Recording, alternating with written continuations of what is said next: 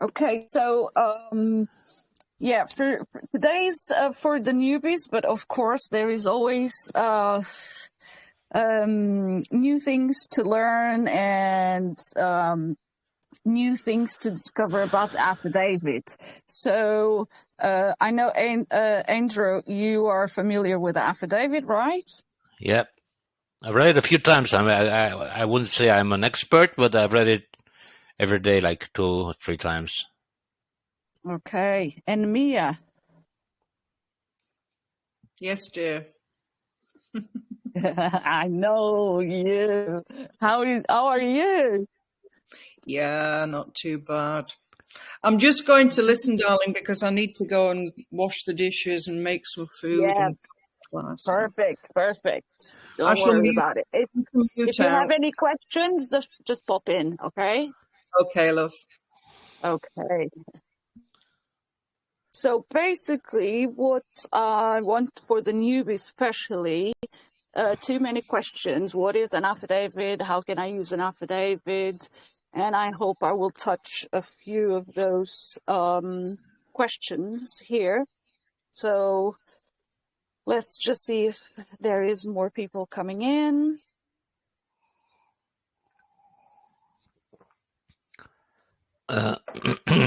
Before Yeah. If you want to say something, feel free, Adrian. Yeah, I had a few thoughts. I've been reading the materials from various people. Today, Georges posted his own version about the intrusions on the body. So I read this as well with Google Translate, of course, because I don't speak Portuguese yet. And I had a few thoughts. One of them I posted about UBI being a way to like to basically announce to the public that they're under corporate law and they are employees of the corporation by receiving this UBI. And this may just be a way for them to sort of legitimize the robbery. The more people agree to UBI, especially after being bankrupted after all the lockdowns, everybody's gonna like, not everybody, I mean, not me and you, of course, but people are gonna queue up to, and I even know people who come from money who are not opposed to it, to receive some more money. And that will basically make them corporate employees. Yes.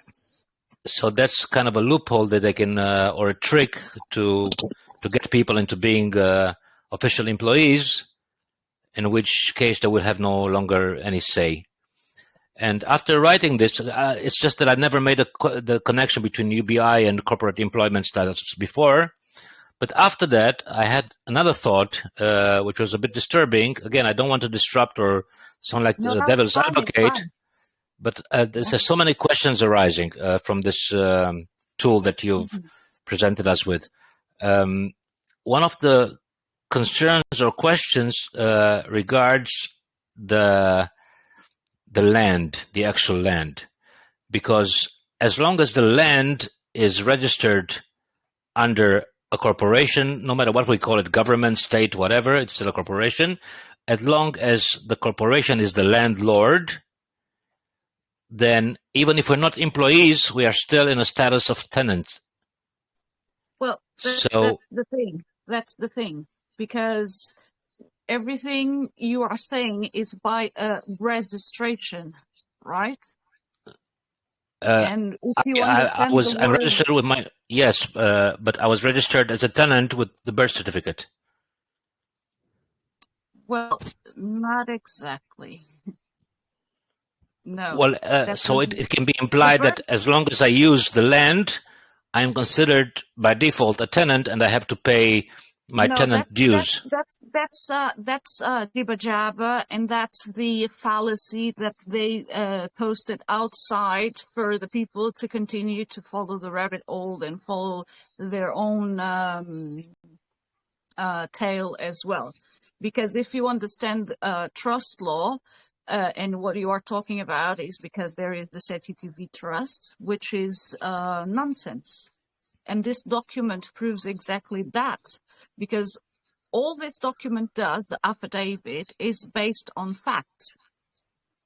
So when you start having a factual mindset and you bring all the facts, facts are the things that you know, and they are presentable evidence of what you are saying, right? So a birth certificate, it's just an illusion, because first and foremost, no one can sign anything apart from you. So your mom and dad didn't give you away at any time and place, because that's the illusion that was created. Because only you can pick up a pen and give consent. Without your consent, nothing exists. It's just fiction. So for that to be true, we had to go into trust law. And for that trust law, you need 3 signatures. You need the grantor, you need the trustee, and you need the beneficiary. And my question, when I go back to facts, is where are those signatures? So if the base of the evidence is missing, this will tell you upright that is a lie. So in a way, I think my question is answered, because I kind of like made a tangent. So as opposed to corporate employee, who is basically has to live by the corporate law, my question was about tenants who can be, because the land is owned by corporations, like all land. No, it is not. You can't prove that. It's a lie. It's another lie. The land is ours because when we were born, I mean, if you go by the simplest way, is to whom did they buy the land to? Who is the original? By claim and registration. Claim or conquest. No. How is that possible? How? Think about the logistic. That is not possible. Okay? Because you need to have the signatures. Only a man and a woman can give evidence of their signature, and by that is the consent. So you cannot say that you own the land, because the land is not yours to own. When you were born, or everybody was born, the land was already here. But they make you believe that you can have the deeds and this and that, and you have to register and this and that. But once you understand that you were born without anything and you will die without anything, and you set yourself free from all the attachments, you will start to understand that that's just another fallacy that they like to play around with. So nothing exists. The only thing that you can prove by facts is that the absence of those signatures, it's your proof. Yeah, in a way, I kind of answer my own question. So even if they claim that I am a tenant on corporate-owned land, I can always claim that I never signed a lease agreement. No, you don't make claims. We, the ones who understand and live by the affidavit, we never make claims. We ask, because the burden of proof is always on the one that is making a claim, and they are the ones who are making a claim. Okay, so I understand. So in case they claim that I'm a tenant on corporate-owned land, I have to ask them to provide proof whether I sign a lease agreement. Physical, material evidence of their claim. Okay, my question is answered. Thank you. Yeah, so that's the base of the affidavit. That's what the affidavit brings you. Okay. Yeah, makes sense?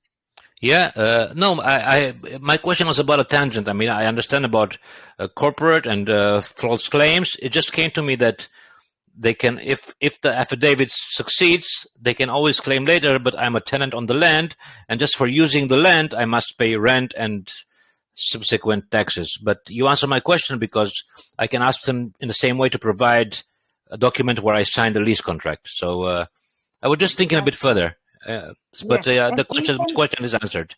Yeah. yeah, and even them, if you question them, they have to prove to whom did they buy the land from. And men and women cannot own the land. It's not yours to own. Hmm. It was already here, like the water, like the electricity, all of that. So how do you stand on private ownership of not of land, but of like items and homes and objects? I don't own anything. I use it, Okay. but I don't own nothing. I was born alone. I will die alone. I was born naked, only with my skin, and I will die with it. If So I ownership, don't basically get by burned. extension, ownership is also a legal fiction. Exactly. Okay. Exactly. Yeah. I'm And glad. that's where they catch most of us, because we get attached to things. Hmm. Cars, houses, this and that. But once we start to understand that we are giving, every time we register something, we are giving our power for them to give us in return a license to use. Okay. Yeah. So So are you saying it's possible registration, by power of affidavit, it's possible to not register a car, to drive without a license, to not pay yeah, taxes, to not pay yeah, utility bills? yes. But you have to, it's not immediately. This is like a process. It doesn't come right away. You need to know and live and stand your ground with an affidavit.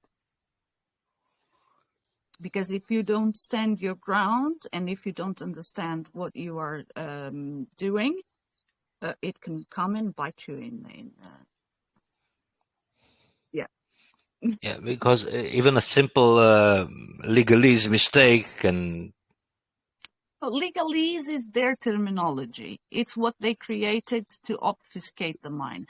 And once again, once you understand the word, what a baron is, all this jibber jabber nonsense will start to dissipate from your mind, because you create your reality. And when you ask for the burden of proof, which is always on the claimant, you will understand that you make the rules. And if they are, because in the case of the government, they are here and they exist only and foremost to serve you. But they created this idea that we are the ones who need to serve them. Where does the idea come from that the government is here to serve us? What is it based on? Because men and women create governments.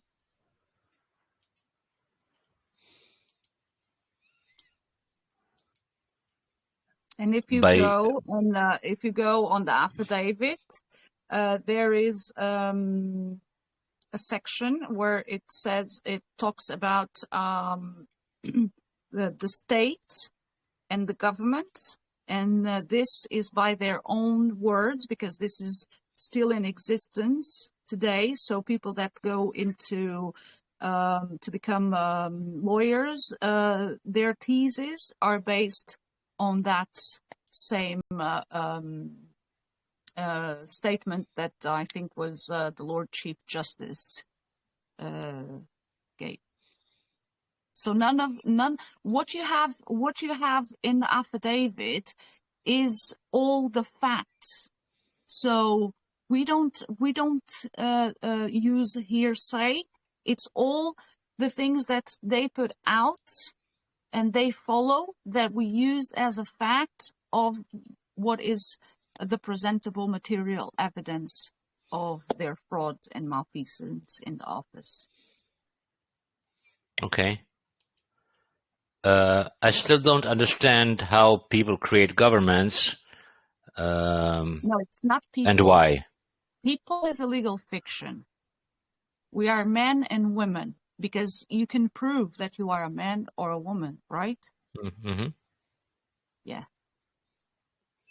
So how do men and women create governments? By what is We the way? we created governments to protect the needs and the interests of men and women. But 800 years ago, this has been like with a big distortion because those same people, they understood that we just created all of this, but we don't give a fuck per se. Okay. So they can do whatever they want, and they discover that we don't read, and they discover that we don't go after and take care of our own interests, and they discover that we are children and we need a daddy, and that's why we are in this mess that we are today, because we are not responsible for our own words and actions. And if we take responsibility for our words and actions, how relevant is the government then, even if it upholds its so-called purpose to protect the people, the men and the women? If we become independent That, and yeah. responsible, it becomes obsolete. Well, in a sense, they already understood that's what we are creating. That's why I don't believe that in a near future we will have governments. Because what is happening now, it's exactly the finishing line for the governments. That's why they are bringing this new world order and one government governing them all, and that jibber jabber altogether. Yeah, my But if concern is we that they're going to switch from governments and states to overt corporate rule. Yeah, but now you have the affidavit on your side. Will you Mm-hmm. continue to do the same mistakes you've been led to do until now? Or now that you know the facts, will you do differently? Because now the truth is on your side. So you always have a solution. Okay, and speaking of people who have done this so far, sent the affidavits and the liens, and have there been real, tangible, objective results documented? What you mean? Well, Like it people depends on have what. people managed to stop paying taxes, to stop needing to Yeah, register, yeah, yeah, yeah. Well, to even well, stop paying utility bills? well, you don't. The thing is, you don't stop paying for something, but rather you understand that you should not be paying it to begin with, because tax, it's only for taxpayers, correct? Yeah, but my So question is if you identify as a taxpayer, of course you have to pay tax, and you go and well, you I don't fill out the identify and I'm form. not registered anywhere as a taxpayer, personally. Uh, but I'm asking if people have been successful, men and women have been successful with Yes. by means of those affidavits to be exempt or to liberate themselves from the burden of taxation and registrations, etc. Yes. You have here on Telegram a group called The Reality of Consul Rates, if I'm not mistaken, and they are based in Australia. And you have Peter Joseph there, and he got he has in the group a good example of what he did, I think, was last month. So this was a process. Everything is a process. Again, it doesn't happen by night. So you have to stay firm in your solution. And yeah, if you go and read his case about he did against the I think it's her queen's tax or something. Yeah. So he has it there. He has it. So because what you do with this is with the lien and the affidavit, they are the ones who will bring the solution and make the case by itself. So the affidavit is just a foundation. Okay. It's the affidavit is it will be your unlearning everything that you've been indoctrinated until that time when you read the affidavit and when you fully comprehend the affidavit. I'm 2 years in this, and I can tell you that I'm far from understanding the power of this document. If you don't mind sharing, where are you today on this front as opposed to 2 years ago when you started? Well, I stopped paying consul tax. That was my first, my first attempt of seeing if this has the people that were sharing with me was truthful, was engaging with the census. And when I saw that they simply vanished, they couldn't reply with facts what the questions I was making, that gave me the power I needed to start looking into the liens and to start understanding what a lien is. And I said, okay, I'm ready, and I'm gonna beat this, because consul tax is the dragon here in the UK. So they are proper criminals. They do attachment of earnings.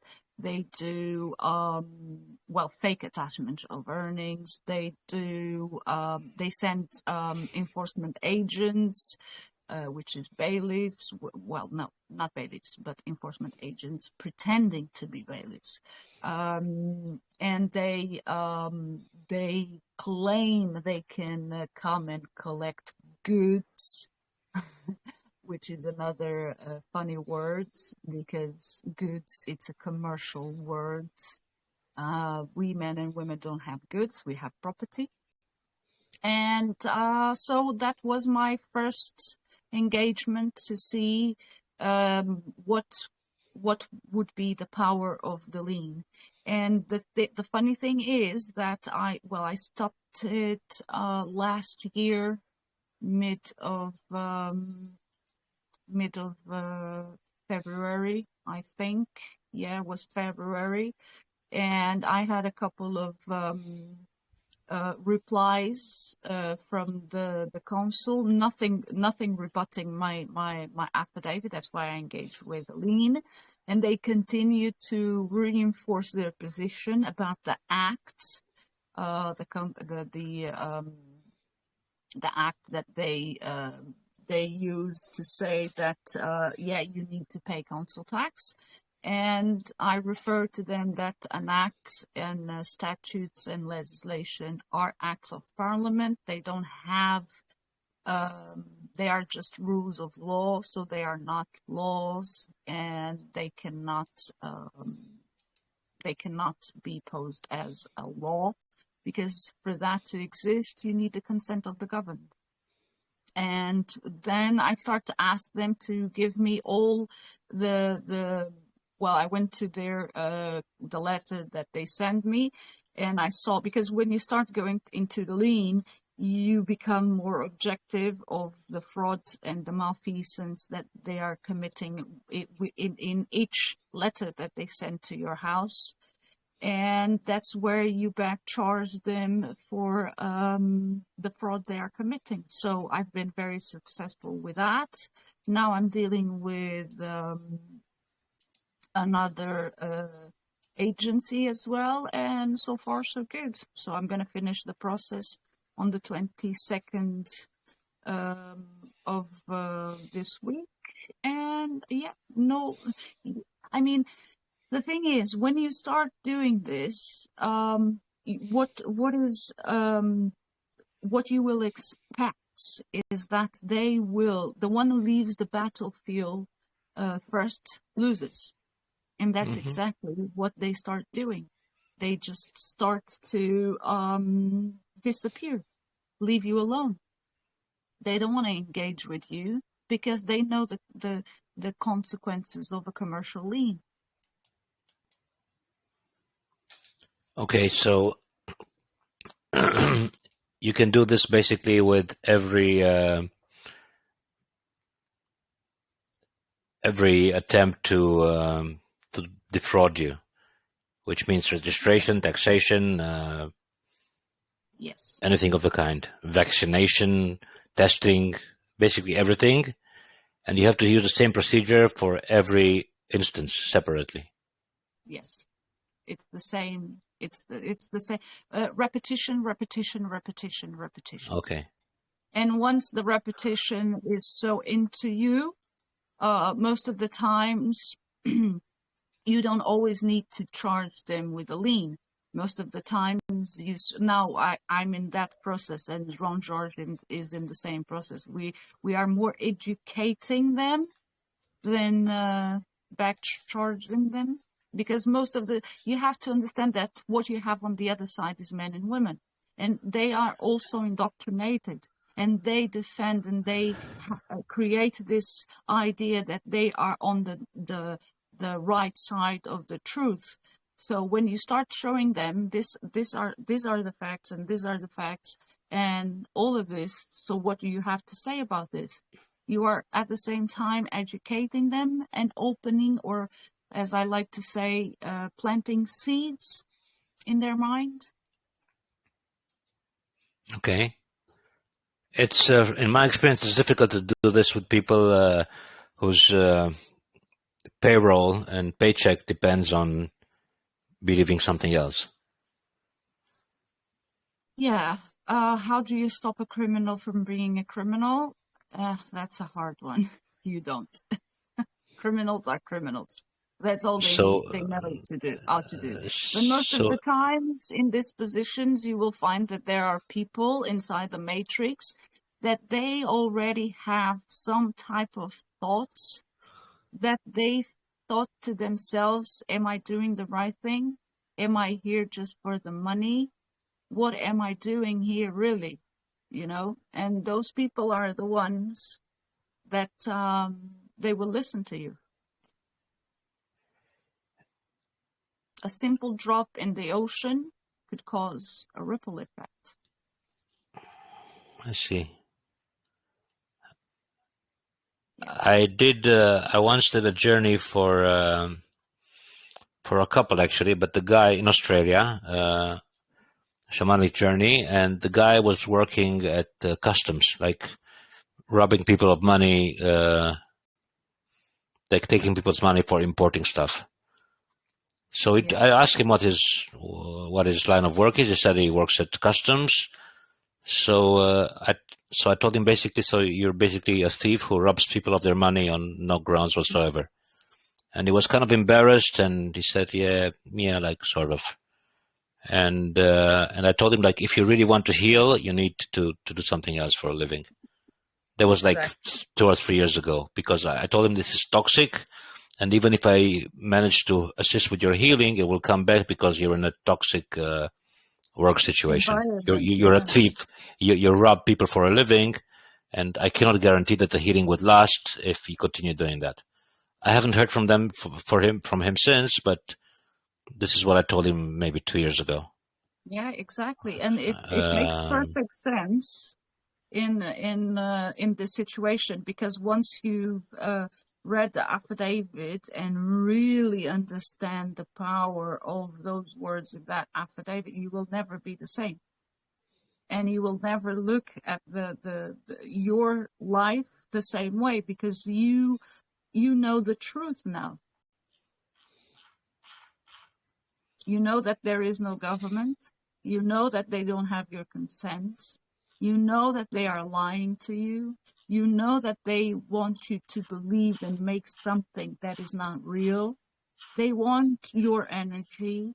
And everything that you hear or see, you will not see it or hear it the same way after you read the affidavit. At least this is what I have as first-hand knowledge. I can dismantle. It's like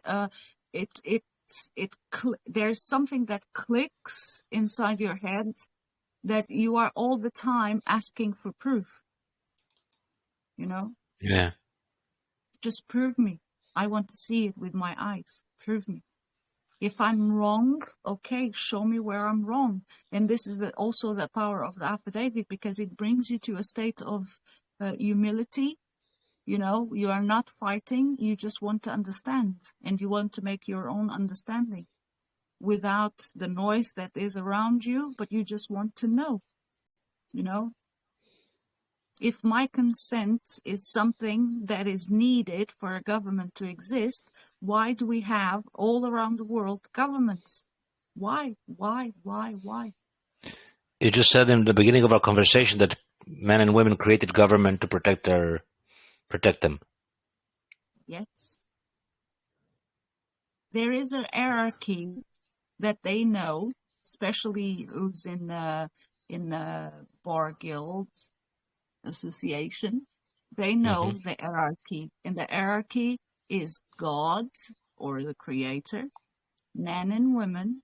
Men and women created governments, and governments created the judiciary, and the judiciary, in conjunction with the government, created corporations. So you cannot have a corporation policy, telling you what to do, because a government can only be a government by an act of registration. And if it's an act of the word says it all. It's an act. So the government doesn't exist. What's inside the government is what? Men and women. Again, Mm-hmm. there is no government.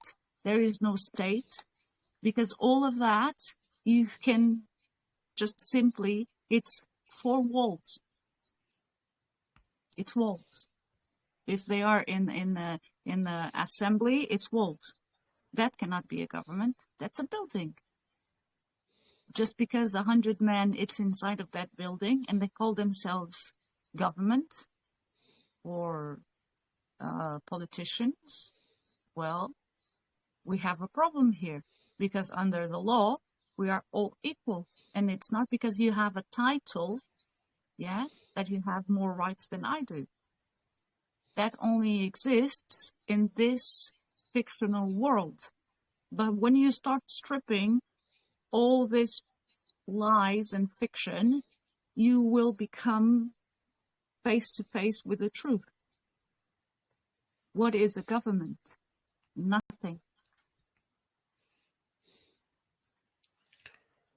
It's men and women acting in a capacity, and they make titles for themselves, and they create legislation, and then they want to apply all of those things to us, because they know that we are the average monkey, and only the monkeys that are trained to be in that position or breed to be in that position, will become the smarter monkey.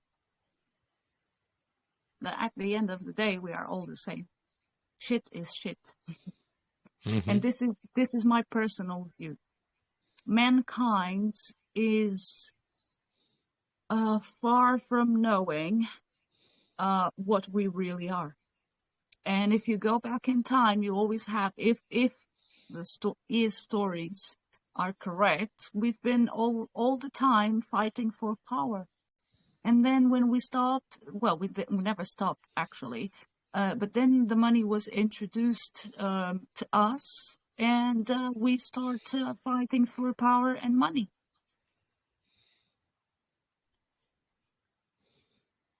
So basically, this is facts. And do you see a different, I don't want to say system, but a different way of managing free men and women, manage our existence on this Earth plane?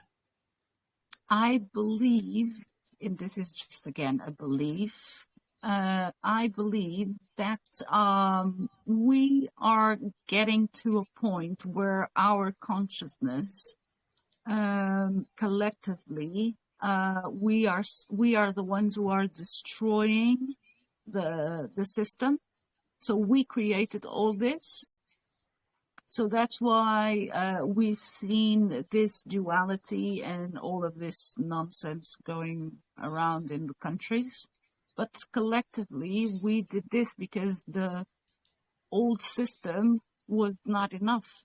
So now we are on a point in time, again, a crossroads, where the way we will see and create our new reality, there is, again, a choice. Will you go to the Industrial Revolution? That's what they are trying to sell us, and to go into that path. Or will you create a new world where you want to know the truth?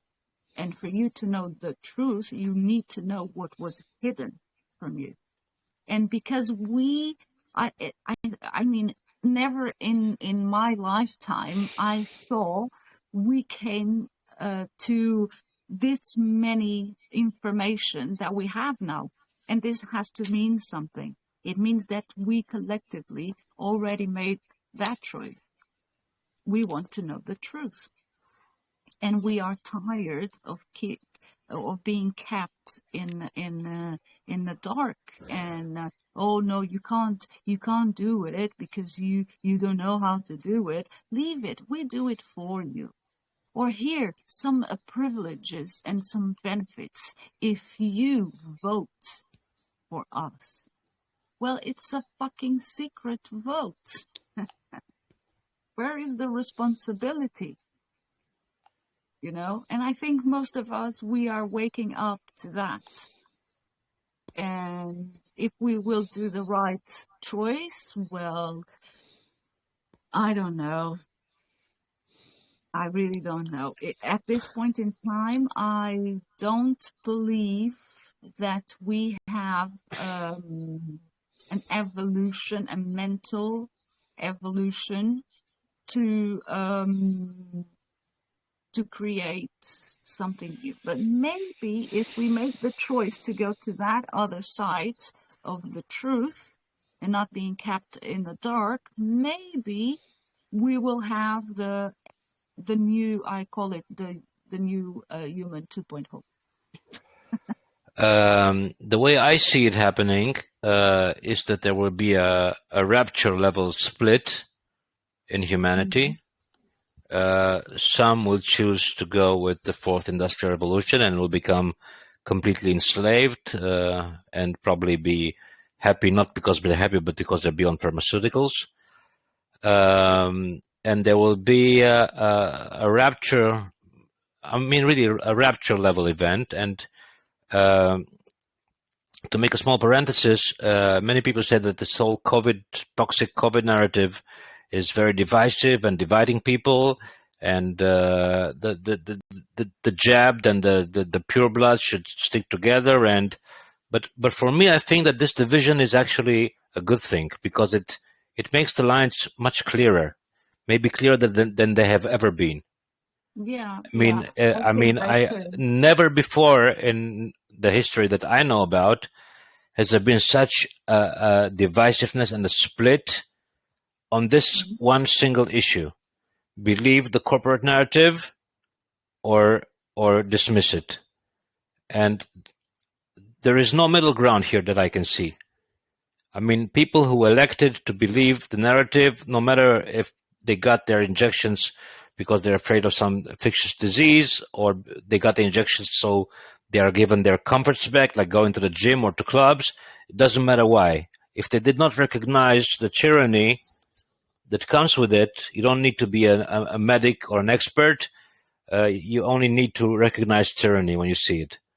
So those who did not recognize it from its very inception with this COVID narrative, uh, from my perspective, many of them, I don't know if all, but many of them are already lost to the so-called other side of this rapture level event. So I personally, I don't see this division as necessarily negative. I see it as a Yeah, rapture no, level, like neither do I. Yeah, a sort of neither do judgment in I. a way. So Mm-hmm. I see this. I mean, I'm not divisive by nature. I prefer to include. I prefer not to be divisive. But in this case, it's a grand exception because I see it as a rapture level event. This whole COVID thing, Yeah, and I know so many and you friends, still, so yeah, many people you who have have to lost see. all their friends above over it. Yeah, and you have to And I see another thing that's what I see. It's that if you are compliant and if you are obedient and if you always do what others tell you to do, well, you don't create nothing. We are the ones who've been creating all the time, the lunatics, the divergents, the misfits, the crazy ones. Yeah, because okay, so we, this is yeah. yeah. This is why I'm saying that this particular division, I see it as a sort of a blessing, even because Yes, it makes yes, me too. it makes the lines very clear, maybe clearer than they've ever been in a very very long time. So I'm Yes, glad for this division because we know who stands where, and those yes, who it doesn't has nothing to do with ironically the more educated people they're buying into it even more because they're more educated means more brainwashed in many ways. Um, so the way I see it, that those who have chosen to take the path of enslavement, they will continue on this path, and they should be allowed to do so. But those who don't, I think they will start to emerge independent communities who just do their own thing, and maybe with the affidavits as a community, not as individuals, to claim a certain piece of land under their protectorate, not ownership, but protectorate, and exactly. and grow it and use it and dismiss by affidavits or by force of arms, if needed, any attempt to trespass their sanctuary. So there will be, the way I see it, there will be like a parallel civilization, one that is centralized in big cities with the technocracy and everything, and one that is completely decentralized using independent means of energy, communication, blockchain, internet. I don't know what it's going to be. I don't have a blueprint for that, but I see a very clear division between a centralized, robotized enslavement of technocracy on one hand, and on the other hand, a completely decentralized. It's like the Hansastädte, the Hansa cities, independent Yes, cities, independent communities with their own system of like. If they vote, that they vote like openly by hands, by raising of hands, yay, nay, mm-hmm. and when everything is discussed before it reaches the phase of conflict, and those communities will be the ones who thrive, and and and those affidavits and those uh, demands of proof, maybe I'm sure they will be a very potent tool in the arsenal of such emerging communities, because I definitely see a great split in society coming within the next decade, maybe sooner.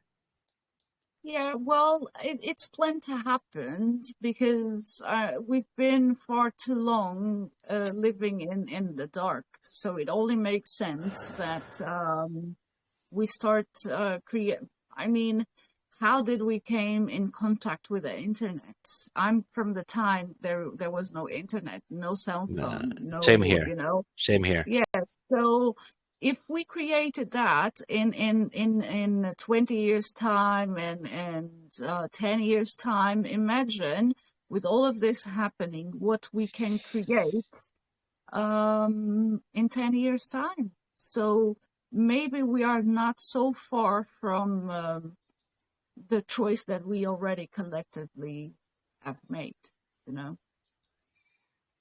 And probably you and me, we will see that beginning, you know. The Which beginning, was like I told you last time we spoke, 2 days ago, I think. I'm not planning on sticking around for the new reality, but I will do the best I can to pave the way for it. exactly. But I'm not going to be sticking around. Yeah, that's good. So we have Eder. Eder, how are you today? And we got Joao. How are you, Joao? So Eder, do you have any questions about the affidavit?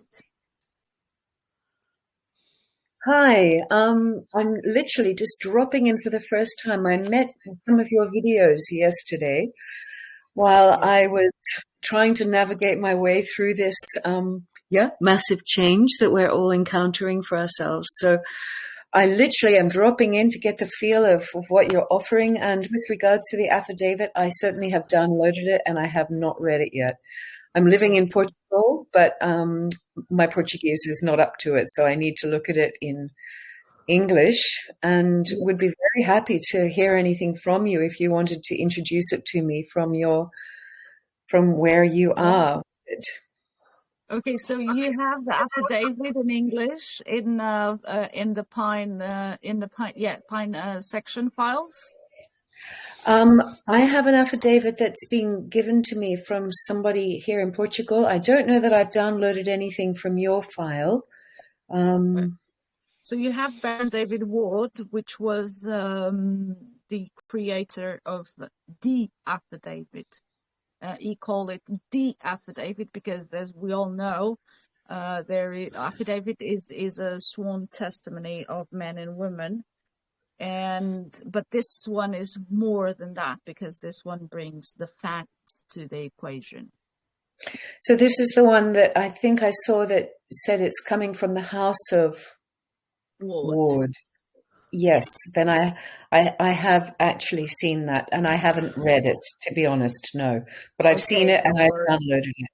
Yeah. Don't worry. So I'm going to talk a little bit about by Baron David Ward's own words, and I'm going to read you what he wrote in 26th of November of 2019.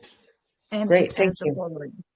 Let's talk about an affidavit. An affidavit is one of the most powerful legal documents there is. This is why lawyers don't want you to use an affidavit. An affidavit is a legal tool by which the facts are established. It's like this. This is how it is, monkey boy. Prove me wrong. If you can, and if you can't, then you have agreed to the content of the affidavit by default. And you only have 28 days to prove me wrong. So the clock starts ticking. When he says here 28 days, it's because if you are creating your own affidavit based on his affidavit, there is two first letters decree, which you need to remove because that's the decree and not the affidavit, and the other pages, the next pages, I think it's 3 or 4, depending on how do you word the document. That's your affidavit. That's where your affidavit starts. So if you're going to serve this affidavit to the monkey boys that are on the government, claiming to be a government, you give them 28 days to rebut what's in your affidavit. Then after those 28 days, if they don't rebut, because they will not rebut, they can't rebut it, you add the 2-page decree. Again, here you have to change your own crest and your own seal, and you have to pay attention to the dates and add the dates that you sent the first time you sent affidavit, so you put the correct date there. And then you had your seal and your crest in your affidavit. You don't add your seal and your crest on the exhibits, because those are the exhibits of Baron David Ward. And when you add the decree, you again change the date for the date after the 28 days. And the decree, it's the agreement that now you have in place to the people that were served the affidavit. And if you want to go further, you can back-charge them with a lien. But that's not the case that I'm going to speak about today. So maybe another time I will go into there. But that's how the affidavit works. So once the 28 days have expired, there is a formal agreement between the parties as to what the facts are. This is why the affidavit is the most powerful weapon. There is a legal and binding agreement between the parties that can no longer be disputed. There can be any further arguments after the 28 days. And an unrebutted affidavit is a formal contract. Serve that affidavit to the MPs in your so-called government. You can do this by email. That's why we have the group Freedom and Justice by way of an email, who have access to the best of the best lawyers, barristers, and judges on the planet, and it remains unrebutted after 28 days. Then you have the most power affidavit of all time that kicks the Magna Carta or the ball in the park. Why did Baron David Ward say that? Because the Magna Carta, it's what the people of common law and all of that freedom on the land BS, they fall for this. But what Baron David Ward is telling you is stop living in the land of the dead people, because Magna Carta was written or was signed by force in, I don't know, 800 and something years ago, and you were not there. So if you were not there, you have nothing to do with it. But this affidavit is here and now. Here and now, you are becoming a baron or a baroness, and you are telling them, hey, monkey boy, this is how it is going to be. I am on to you. I know that you are claiming to be something, but you don't have my consent. So that's why once you start to grasp the power of this document, you will feel a bunch of energy coming through you and into you and all around you and everywhere possible. So until here, it's making sense. Any questions? Wow, absolutely beautiful to hear you speaking like that, and also downloading that energy that you just conveyed. That was fantastic. I've got 1,000 questions, and simply because I'm not sitting here with a pen and paper writing down all of the details that you gave me. But that's okay. You're going to be able to help me with that, yeah? Yeah, don't worry about it, because this call is being recorded, and I will post it in the group. So if you want, if you need to go back to it, you can always listen to it again. Yeah. Thank you so much. Thank you. Yeah. So continuing, make no mistake. If you get the affidavit wrong on any point, and you are equally going to jail for the amount of years of the people that you serve the affidavit. This is why the affidavit is so powerful. Do you not think I knew this when I hit the button and sent to the 650 MPs here in the UK?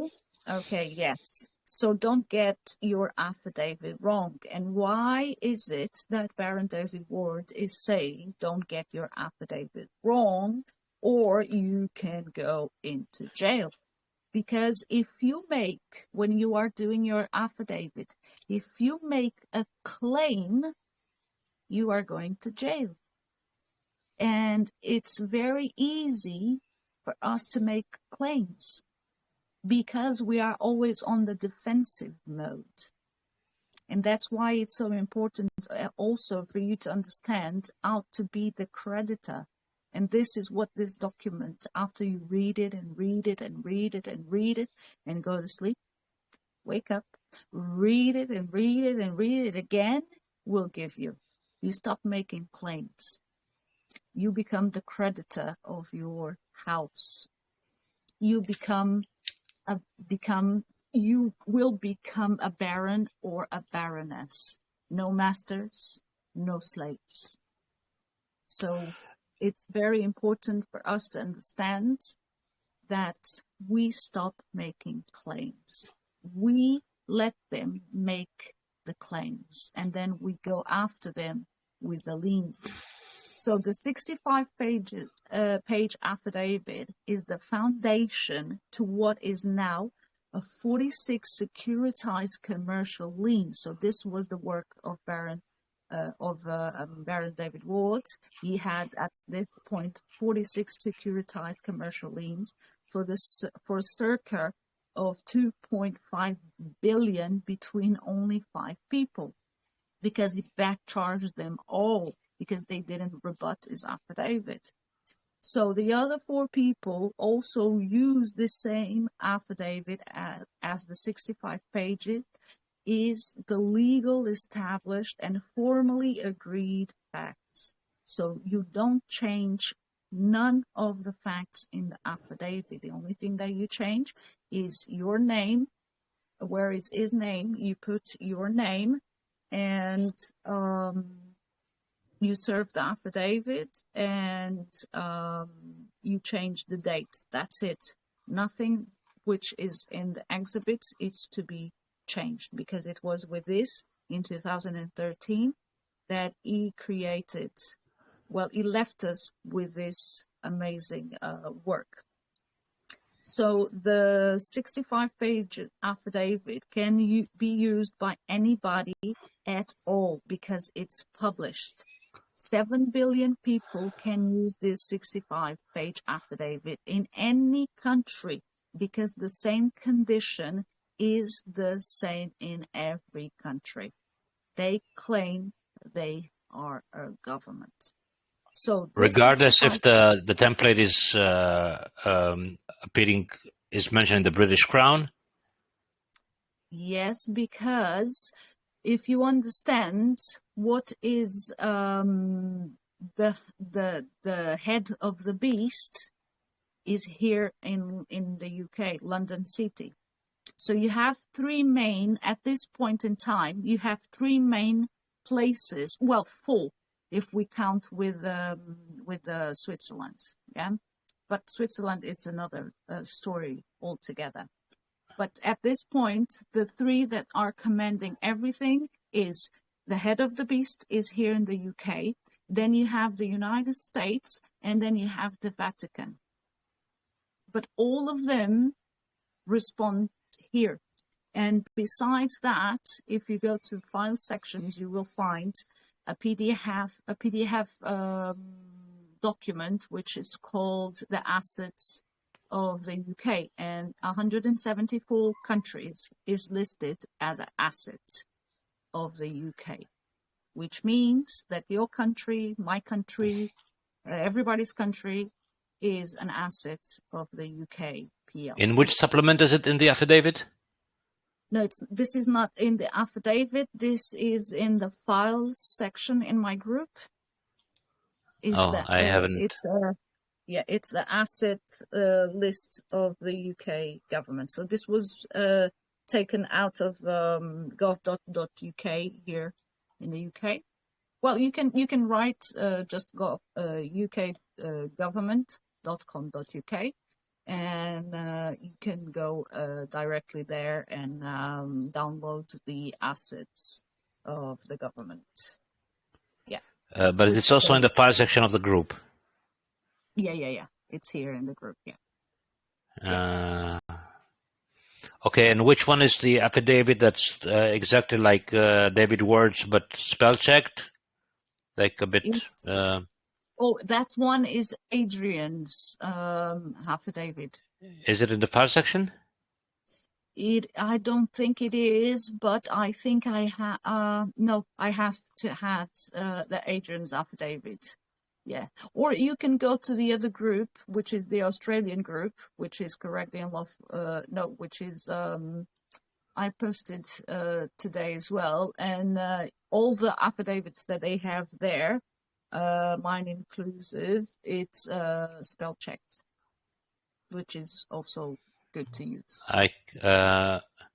I can post. I'm gonna post after this call. I'm gonna post the affidavit, the Adrian's affidavit, so you guys can have a look. And is it also in the file section of this group? There are 111 files. Are the holdings of the British Crown also listed there? Yes. Yeah. Okay, I'm gonna have to. It has to be there. You have to scroll it down. I don't know if it's but you can go into the pin messages, because I think last month I did a post where I put the asset list in there. If you can't find it, just leave me a message and I post it for you to see. Okay, I'll leave you a message because I can't find it right now. Yeah. In the file section, there's so many files. Yeah. So this 65-page affidavit can be used by anybody in any country as the foundation of a securitized commercial lien in any country. Now that's the truth, and that's the power of the affidavit and the pen and the email. It was sent by email to the 657 MPs. The power at your fingertips sat in your fat chair if you wish to do so. Another technical question. In the affidavit, before the affidavit commences, there is an announcement and decree, which seems to be varying between different versions. Well, that's the decree that you need to remove if you are going to create your own. So I have to when I send an affidavit, I need to remove the decree, or should I just alter it? Well, if you are going to use that affidavit as your foundation, well, you use it as it is. You cannot touch or alter our affidavit that we already served, because we already have an agreement in that format. So I have to remove the announcement and decree. Yes, necessarily. If you are going to create your own, yes.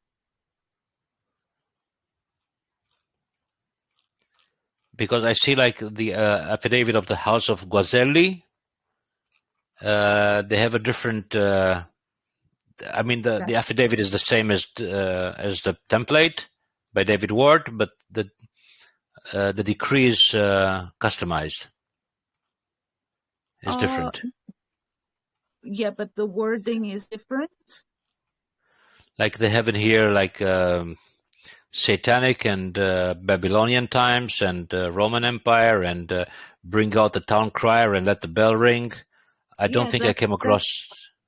Yeah, that's in Baron David's affidavit. It's the decree. Okay, so someone just copied. Yeah, there's a reason why you have that in the decree as well. Because all this mess has been since the Babylon times. So we are telling them that no more. And bring the town crier, it was because the ancient traditions of the land was because you would have a guy with a bell going around to announce, like if someone was dead, or when he was making a decree, basically. So it's following the ancient traditions of the land. Okay. Today, Why does it use the word satanic? because what you have is a satanic, ritualistic people that call themselves a government. And you have the facts on your side, because they all belong to a secret society. You can only Okay, be a so lawyer if you belong to the bar association. but That's a apparently secret I can be an society. attorney at law for my own house. You are. No, you are an attorney at law. You cannot be. You are I an am, attorney okay. at law. Yeah. You are an Uh, attorney at law so because you have the power of attorney. so technically that's a very purely technical question. If I'm going to use the template of David Ward or any other house without altering anything except the name and the crest, should I also include the announcement and decree, or should I remove it? Because they all include the announcement and decree. Yeah, if you're gonna use someone else's affidavit, you have to send it as is. Without even changing the After, names? no, you just add a covering letter, saying that I came across this document, and I gave you 48 hours to rebut what's in this affidavit. Because the decree, why do we have the 2-page decree? It's because when it's a decree, it's for everybody and anybody to use it. That's why this document is so powerful, because you can use that, you know, because he already has a decree. So it means that that person waited 28 days to create an agreement, and from that agreement he has, I don't know how many witnesses. You know, in my case, because I sent it to the Portuguese government, I have at this point in time 77 witnesses that they didn't rebut my affidavit. So my affidavit stands as truth, because an unrebutted affidavit stands as truth and fact. So, okay, if I replace the names with my names and the crest of my house, I necessarily need to remove the decree. Come again? If I opt to copy the template of David Ward and replace it with my name and my crest, then I should necessarily remove the decree. Well, you have to be very careful with your wording. You are saying a template. Baron David's affidavit and my affidavit and other people's affidavit, it's not a template. You have to if it's in PDF, you have to put it on Word or whatever that you are using, yeah? Mm-hmm. And you don't touch in anything that's inside, because what's inside, it's the material evidence of the facts that you are bringing forward. Yeah. So then you have to go and remove, if you understand what's inside of that document, where it says I, Baron David from the House of Ward, you will change and you leave it I, Baron Adrian from the House of Lorien. Yeah? Okay. Yeah. And then you are creating your own affidavit. but it's not through a template. It's you are creating your own. Even though I'm using the exact same wording, but replacing the name and the crest. If you understand, again, if you comprehend, understand what's in it, it's yours. And you will live by it.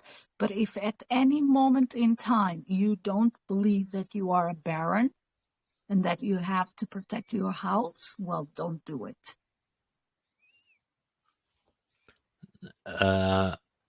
It's not a question of my beliefs. My beliefs are completely aligned with yours in this regard. And my question is more about tactical nature.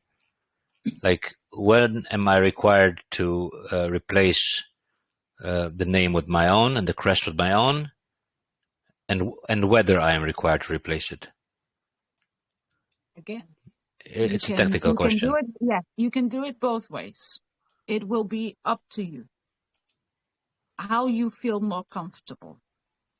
There are people here in the UK that's in the group that never ever changed anything on the affidavit and served it as is. But they there are added. people like me. No, you don't add anything. You just said that you add like a letter. Yeah, that's a cover letter to whom. Imagine you are sending by email. You're not going to put that on an email and just send it. Yeah. So you have to write something on the email. Yeah. So that's your cover letter. Do you have any examples of cover letters that one can write? I have it. It's also in the group here, but you have to go through the pin messages, and it's in Portuguese. Oh, okay. Yeah, so you have to, that's the one I used for the Portuguese when I served my affidavit.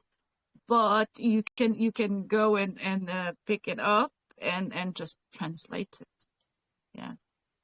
Okay. Just make the translation of that. Yeah. Basically. And my other question is, why 28 days or 48 hours? 28 days is a lunar cycle. Exactly. That's the thing, you know. Everything is done with a precision.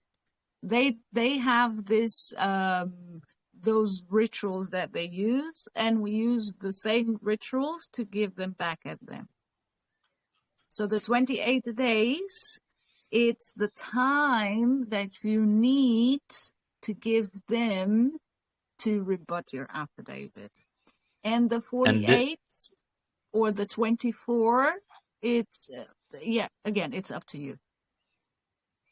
If you're not going to change your affidavit, and if you're going to send it as is, you can give them 24 hours, you can give them 48 hours, you can give them 3 days, you can give them 6 days, whatever.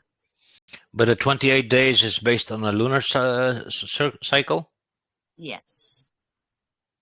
It's the conclusion and the close of the cycle. So basically what you do is you say no more. It's done.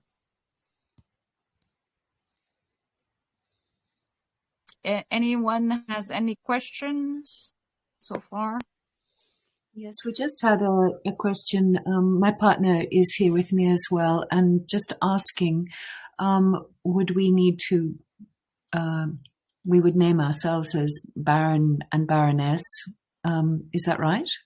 Yes. I don't yet understand that whole process, so I'm just diving in with a question. Okay.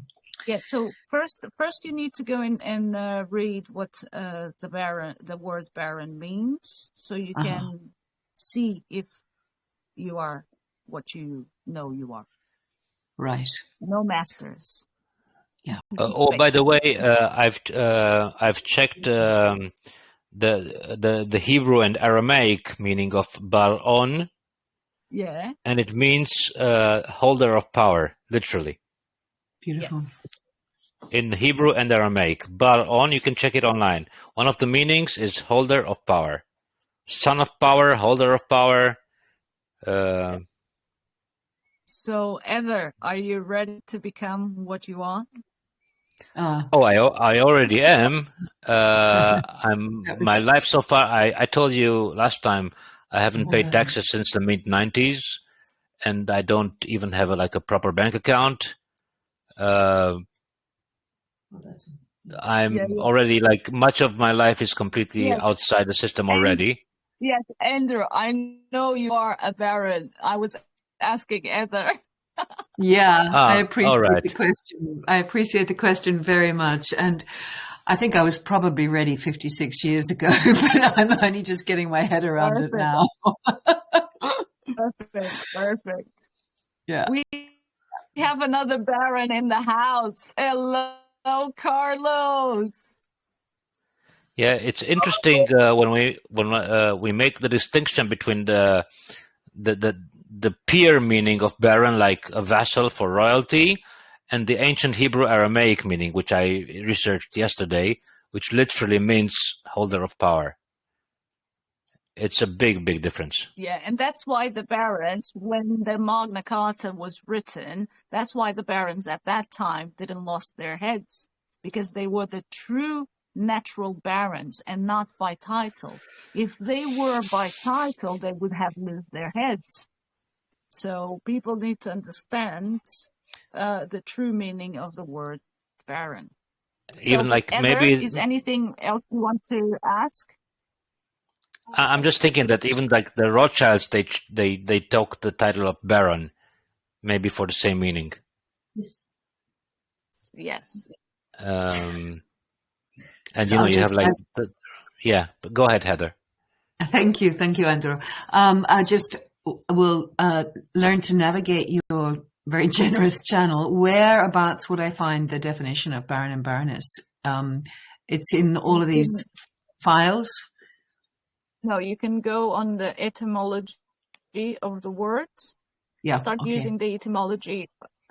Etymology, because we need to unlearn what they told us the words were, and we need to go back to the roots to understand what we are saying, because words are spelled. Yeah. And if we know what we are saying, we will have better results, because we will not live in the darkness, and we will bring everything into the light, into the here and now. We are no longer dead. We are alive, and we want to create because we are creative. Beautiful. Beautiful. It's lovely. Oh, okay, great. I'm smiling. That's good. When I'm looking at I like to have. When I'm looking at the online definitions of baron, I can only find the crown nobility connotation. What I just gave you and added to this discussion is the ancient Aramaic and Hebrew meaning. Yeah, you have to go to the etymology of the word. Yeah, but when I'm looking online for the etymology, when I look for it online, all I can find is holding land property from the sovereign, powerful in a business or industry, member of the lowest order of the nobility. I cannot find any the meaning that we're talking about. I was going to ask you, because you have that one. If you can post that one on our group, that would be lovely as well, so people can see it, because that's an ancient one, and that one is amazing. Yeah, that's in Hebrew and Aramaic. Baal-on means literally holder of power, yes. Yeah, I would appreciate I will find it with some links, and there are the Aramaic words of Baal and on. On meaning power, virility, vigor, power in general. And Baal meaning either son of, or holder of, or in possession of. So Baal-on means basically holder of power. Or son of power. Perfect. Anyone has any more questions? Octo, are you there?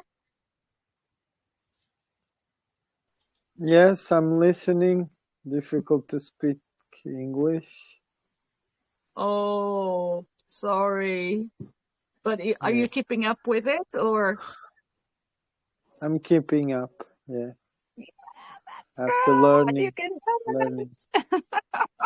Yeah. Oh, hello, Carlos. I have a slightly preemptive question, just anticipating that I will be sending my affidavit somewhere. Tell me, am I sending it to Portugal, where I'm living, or am I sending it to London or the UK, where I'm a resident? Well,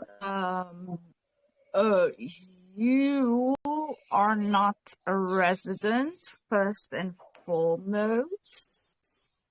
Your body travels a lot, and you like to have your body in many places on Earth. But because they gave you a title of Miss, Mrs., and whatever, and they like to tell you that you are a resident, you will serve them with an affidavit in the UK, which has been served many, many, many, many times already. And you will tell them, monkey boys, this is how it is right now. And then you can use one of the affidavits that we have, Adrian, Scott, or Peter, Joseph, or anyone else that it's here in the UK. And you can just send it as is because it's been served. So done. And then in Portugal, you can send Carlos' affidavit, you can send my affidavit, which was already served as well in Portugal, if you don't want to have your own. And you just send them as is as well. And with a cover letter, of course, stating that I came across this document and I would like for you to rebut on a point-for-point basis. You have 24 hours, 48 hours, whatever you feel in the mood to give them to rebut the affidavit. If they don't rebut the affidavit, yeah. Wow. And if I currently live in Madeira Island, so Yep. I suppose I should send it to the local regional parliament members. Yeah. And you have Carlos in Madeira, so you can use is if you don't want. Yeah, we'll plan on meeting. We'll plan on meeting. That makes sense to Heather? Oh, absolutely. I'm literally just, I can't tell you what's happening to my body. It's as though layers of tensions and shells are just literally dissolving. Hearing the simplicity and the elegance and the beauty of this, I'm so grateful. Thank you. I'm the one who's grateful for you being here, which is wonderful. And again, it's seeds. We are little seeds, and I'm paying forward. You will pay it forward. All of us here in the call will pay it forward as well. Because again, what we do is because if you are not free, I cannot be free. So we don't charge for anything. All the documents that are on here, it's free. You use it as you wish. We are all barons and baronesses, so we support each other first and foremost. We are not advanced or behind. We are all in a line together. And if one baron is in need, all the barons will go, all the houses will join. And this is what we need right now. And we do this by just being humble and honorable. That's what the affidavit will bring you. Yeah. Thank you. Thank you so much, all of you. Yeah. You're very welcome. Well, yeah. I don't even know how I found you, but I found you. So I think I do actually. I could tell you that I am open, and so I exposed my energy. So that's how you found me. You just tapped into this current of good vibration and understanding, and here we are making and creating magic. And Yeah. thus it may continue. Bless you all. Thank you. Yeah. Okay. I'll go on mute again, and I'm keenly listening. Will there be a Zoom meeting on Friday? Yes. When I have the time, I will post it here on the I will post it here on the I have my hubby here. He's already because I have the computer, I have the phone, and now he's telling me, "Do you want another one? I have my one if you need it." I actually do yeah. have one more. Yeah. I have another question, actually. Okay, I'm gonna go ahead. The part that I didn't say is that I was actually born in Australia, and I continue to carry, the ID, the passport of myself as an Australian citizen. So I would want to serve this to Australia as well, I guess. Oh my God, Edda. So you need to go to the reality of let me see I posted something because Australia is going on fire. We have Peter, Joseph, and Sean. They are on the front page of the group in Australia. And they are just making some hell of a noise. We have Peter who already stopped the tax man, and he's gonna post in I think until this week he's gonna post how he did it, so the step by step with the liens and everything, so you can join the reality of consul rates. It's the name of the group. The reality of consul rates. Okay. Yeah, and so this is on Facebook. This is also Australian based. So you can join there, and you can go to the file section, and you already have affidavits that already been served. You have Peter, and you have Daniel Scott. Oh, many.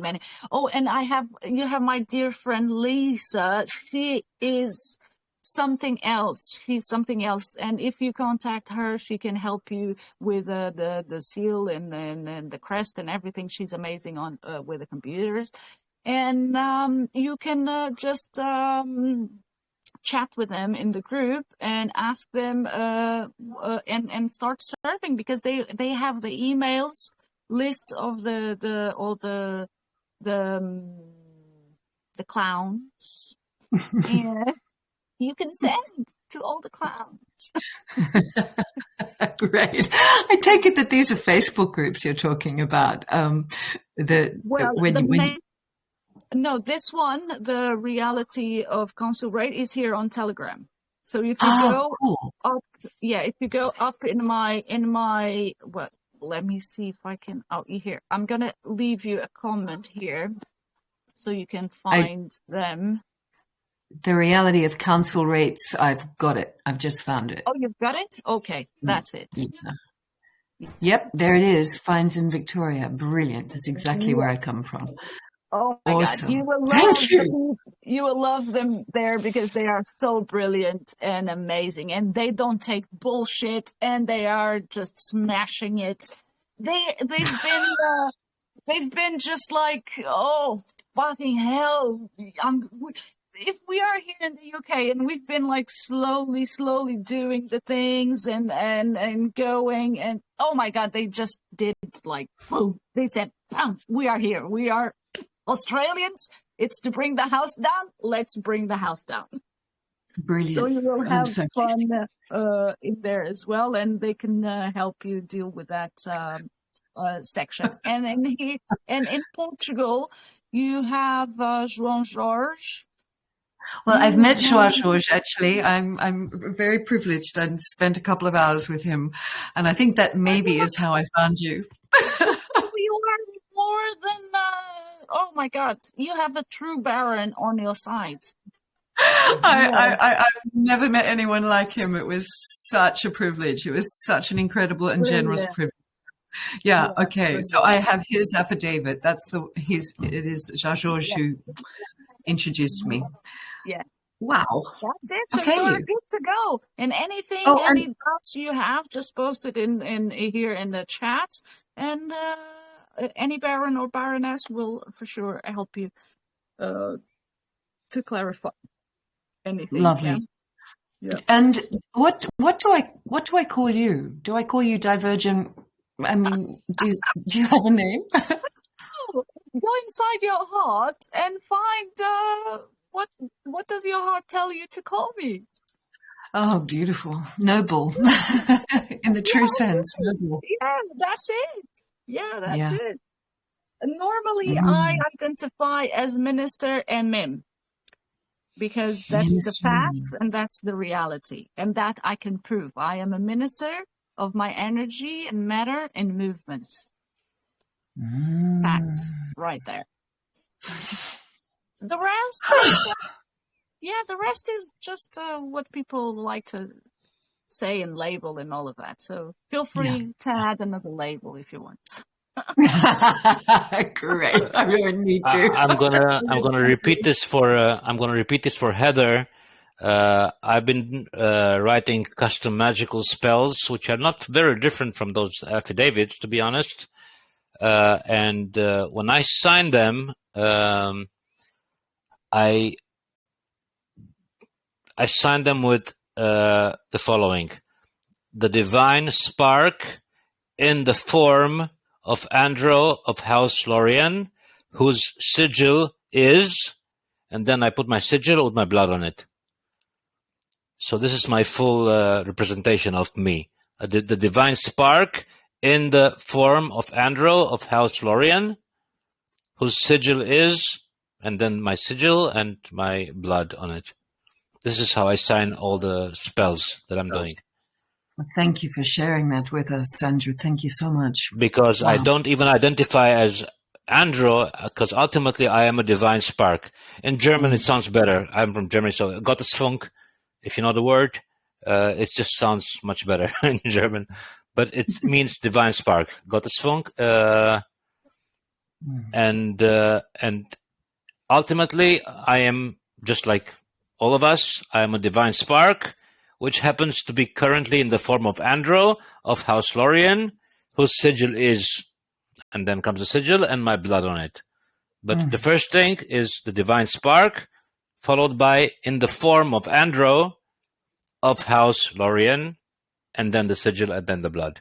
This is how I sign my... Beautiful. So I always begin with divine spark because this is like the origin. The divine spark is beyond Andro, beyond the house, beyond the sigil. It's like primordial. It's pre-existing. Absolutely. Always existing. So I always begin with divine spark, and the rest comes later. The particularities, they come later. So first divine spark, then the name, and then the house. Any more doubts on the affidavit, or it's all clear now? What's an affidavit? Well, it's going to be clear after many more conversations and many more readings. It's a process. Yes, it is. Like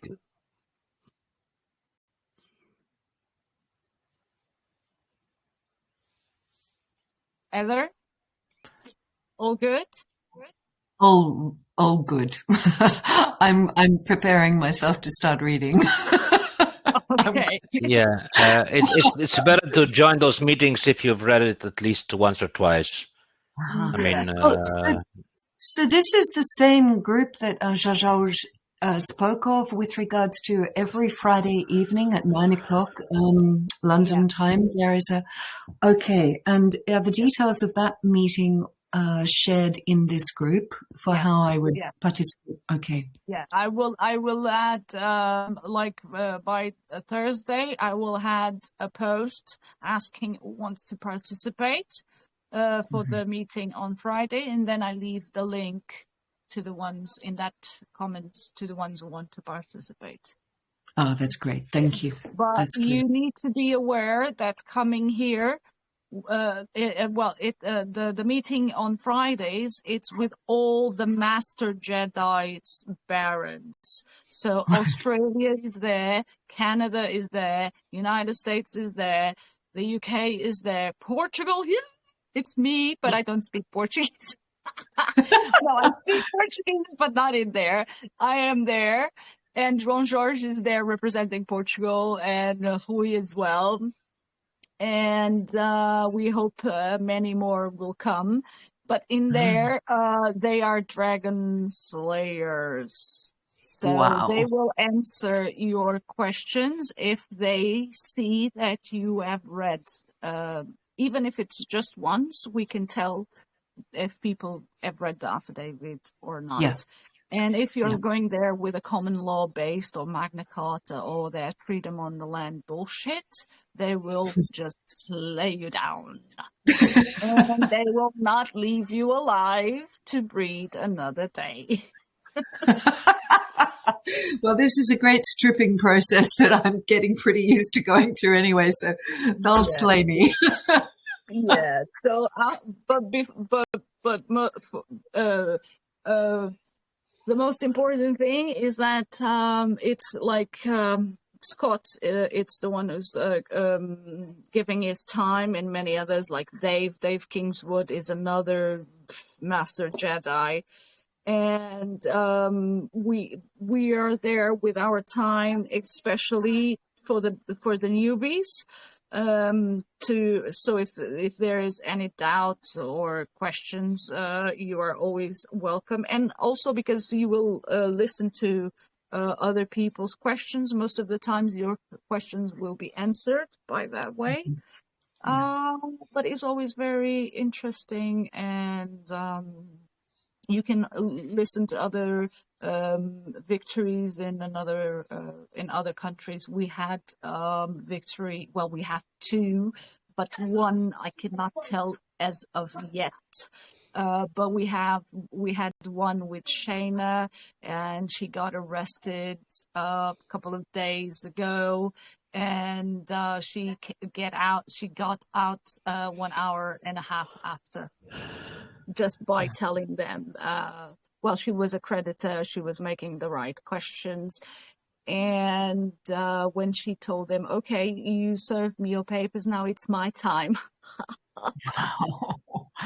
Now it's my time to serve your legal documentation, which will be kept on file for future proceedings. And they they kicked her out. They said, no, you got to go now, you've been here too long without a mask, you have to go now. And she said, no, I was here listening to you guys, now it's my turn.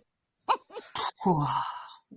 Yeah, Wow. so yeah, and this other case we're gonna leave it for Friday, because we want Scott and Adrian and all of the people here to listen to that one, because that one is amazing. That one will be serving as a precedent for you guys in Portugal. So we have good news coming. Yeah. Beautiful. Beautiful. Yeah. Okay. Well, we begin. Thank you so much. Yeah, so okay. buckle up, because the ride is gonna be fun. Yeah. Shit. Okay, and with this one, guys, I'm gonna go and feed my family before they tell me where is the facts of you not feeding us. And so I have to bring the dinner to the table. So it was a lovely time that I spent here with you. We will see each other, or we will not see because we are just listening, but I will come more times in the meantime. Follow my YouTube channel, because I explain a lot of in detail the affidavit as I am reading it. And I started the liens as well, if people want to go and start understanding what a lien is. And that's all for now. I'll see you on the other side. A big kiss, Octo. I hope it was good. Mia, a big Very kiss good. to you. Andrew, big hug. Heather, Yeah. big kiss in the heart. And I'll see you guys on the other Bye. side. Thank you. See you next time. Thank you all so much. Good night. Good night. Good night. Wow. This is what we experienced with Shah George, honey. Yes.